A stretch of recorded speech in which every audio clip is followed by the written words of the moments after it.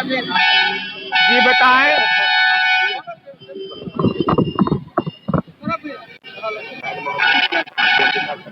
अध्यक्ष बने कितनी चुनौती है, एनडीए से मुकाबला होगा 2025 में तैयारी आप लोग यहाँ आए धूप में, बहुत धन्यवाद। हम लोग किसी पार्टी को चुनौती नहीं मान रहे हैं। हम लोगों के सामने एक ही चुनौती है कि बिहार के जनता के मन में जो बदलाव है उसकी संदेश को हम कितनी जल्दी और कितनी दूर तक अपने लोगों के बीच पहुंचा सकते हैं। हमारी लड़ाई ना एनडीए से है, ना यूपीए से है, ना बीजेपी, ना आरजेडी, हमारी किसी से लड़ाई नहीं है। हम लड़ने नहीं आए हैं, हम बिहार में बदलाव लाने के लिए बिहार की जनता के साथ मिलकर यहाँ बदलाव करने के लिए आए हैं। हमारी पूरी कोशिश, हमारा पूरा श्रम इसी में लगेगा कि हम गांव-गांव में जाकर जन जन तक अपनी बात, जन स्वराज की बात कैसे पहुंचा दें।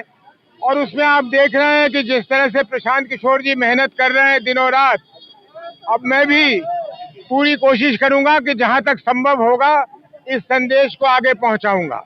और कोई प्रश्न?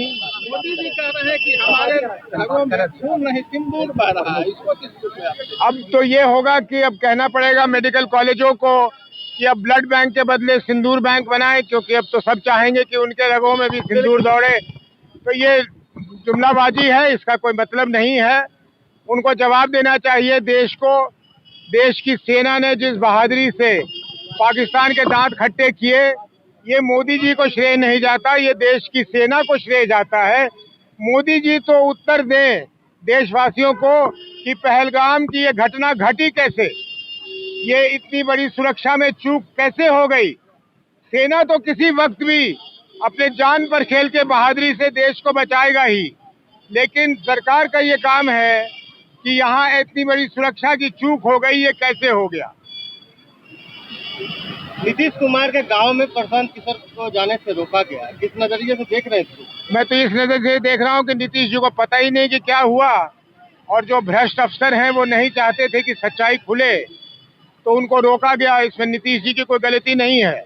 नीतीश जी को अब वो अवस्था नहीं रही कि उनको पता है कि कोई जाना चाह रहा है या नहीं जाना चाह रहा है। इसमें दोष सिर्फ और सिर्फ उन भ्रष्ट पदाधिकारियों का है जो नहीं चाहते थे कि उनका पर्दाफाश हो।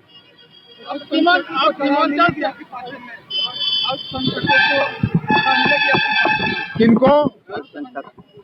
बिहार में कोई ऐसी जाति, कोई ऐसा समाज, कोई ऐसा वर्ग, कोई ऐसा लिंग नहीं है जिसको जन स्वराज में उसके लिए जगह नहीं है। आप सीमांचल से आते हैं, कि मंत्रालय ने आदेश है कि जो बांग्लादेशी घुसपैठिया हैं, रोहिंग्या हैं, उनको निकालने का आदेश दिया है, इसको सीमांचल से आते हैं।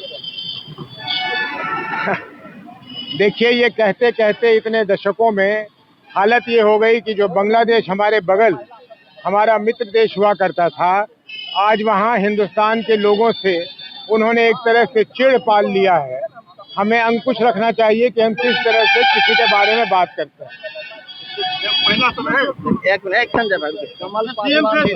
जी कमल बाबू नाम। जनता तय करेगी। जनता जब एमएलए बनाएगी और ये नौबत आएगा कि हमें सीएम बनाना है, तो उस समय वो जो चुन के आएंगे वो तय करेंगे, क्योंकि उनकी आवाज़ जनता की आवाज़ होगी। लेकिन आज की डेट में अगर देखें तो प्रशांत किशोर जी हमारे दल में सबसे आगे हैं और हक उनका बनता है, लेकिन ये जनता तय करेगी। मैं इसको कुछ नहीं कह सकता। जी नहीं, गठबंधन को मैं ठगबंधन कहता हूँ। हम गठबंधन नहीं करने वाले।